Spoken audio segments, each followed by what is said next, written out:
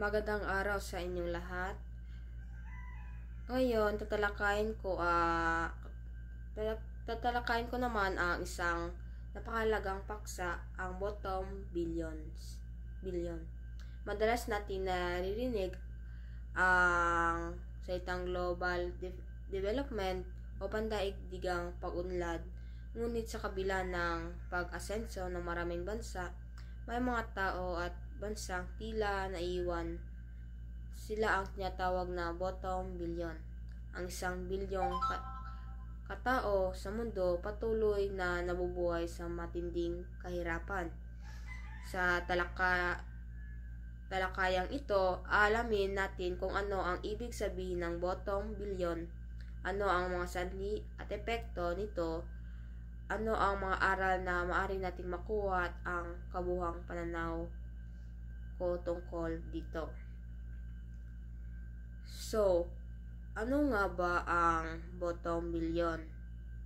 Ang bottom billion ay isang konsepto mula sa ekonomistang si Paul Collier na tinatalakay sa kanyang aklat na The Bottom Billion: Why the Poorest Countries Are Failing at What Can Be Done About It. Tumutukoy ito sa humihigit kumulang ng 1 bilyong tao na nanatiling nakatira sa mga bansa hindi umunlad kahit na may malaking pagbabago na sa ekonomiya ng mundo.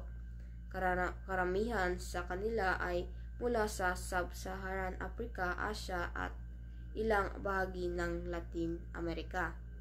Ang mga bansang ito ay may mahinang pamahalaan, kulang sa infrastruktura at hirap sa pandaigdigang kalakalan, habang ang ibang bansa ay umunlad dahil sa teknolohiya at edukasyon. Sila ay naipit sa siklo ng kahirapan at kawalan ng oportunidad. Mga sanhi ng kahirapan. Ayon kay Paul Collier, may 4 na pangunahing dahilan kung bakit patuloy na mahirap ang mga bansang kabilang sa bottom billion. 1. Conflict trap. Dahil sa mga digmaan o kaguluhan, bumagsak ang ekonomiya at maraming nasisirang kabuhayan. Pangalawa, natural resource trap. Mayaman sa likas na yaman ang ilan, ngunit dahil sa korupsyon at maling pamumuno, hindi nagpapakinabang ang mamamayan.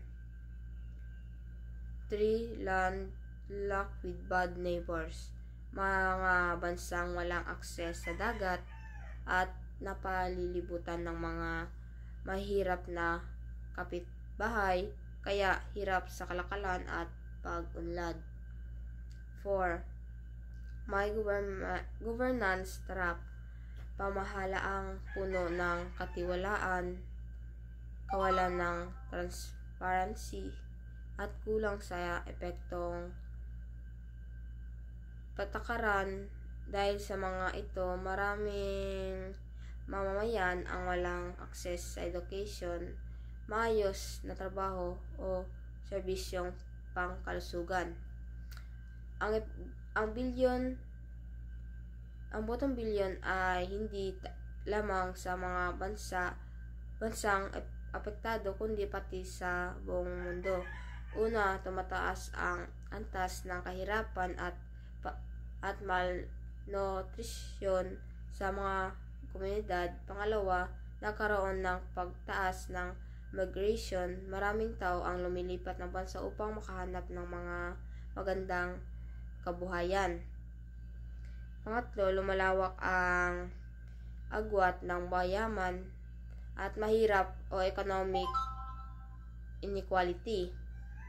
At panghuli, naapektuhan din ang pandaigdigang kapayapaan dahil ang kahirapan ay nagiging ugat ng kaguluhan, rebellion at krisis sa lipunan. ang natutunan ko sa paksang ito ay hindi sapat na umunlad lang ang ilang bansa. Dapat lahat ay makasabay. Ang tunay na pag-unlad kapag walang naiwan at lahat nagkakaroon ng pantay na oportunidad sa buhay.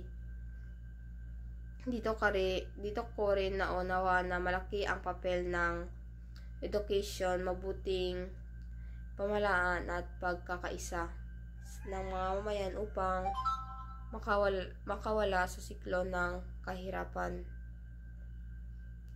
Kung matulungan ng mamayang bansa ang mga mahirap sa pamamagitan ng fair trade education support at anti-corruption programs, unti-unting mayahon sa kahirapan ang bottom billions.